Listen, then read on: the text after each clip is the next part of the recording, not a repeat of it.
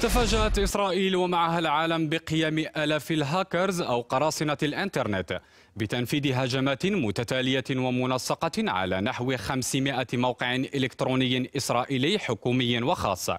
مصادر إعلامية قدرت عدد المشاركين في العملية والمنتمون لمنظمة الأنونيموس بنحو 10,000 شخص ينتمون إلى سوريا والسعودية والمغرب وفلسطين ومصر وإندونيسيا والولايات المتحدة والعراق وغيرها من الدول. أبرز المواقع المستهدفة تلك الخاصة بالكنيسة الإسرائيلية، وزارة الاستخبارات، رئاسة الوزراء، بالإضافة إلى موقع وزارة الأمن ووزارة التربية، سوق الأوراق المالية، ونحو 2000 حساب فيسبوك، بالإضافة إلى 500 حساب تويتر و3000 حساب مصرفي بمختلف البنوك الإسرائيلية. فيما تم وضع صورة الأسير الفلسطيني سمير العيساوي على المواقع المخترقة. الضربة الإلكترونية الموجعة هذه تواصلت لتطال حسابات تعود لشخصية سياسية إسرائيلية مهمة، أبرزها صفحة نائب رئيس الوزراء السابق سيلفان شالوم.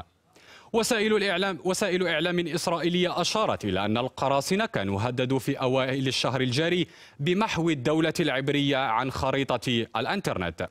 تل أبيب وبحسب مصادر إعلامية قامت بقطع الإنترنت لساعات من أجل تفادي المزيد من الهجمات، فيما تحدثت مصادر أخرى عن طلب الحكومة الإسرائيلية مساعدة عاجلة من دول عدة للتصدي لهذه الهجمات، كما قامت بحشد جيشها الإلكتروني ووضعه في حالة تأهب قصوى للحد من الخسائر المترتبة عن هذه الاختراقات، والتي اعتبرتها منظمة الأنونيموس الأكبر في تاريخ الإنترنت.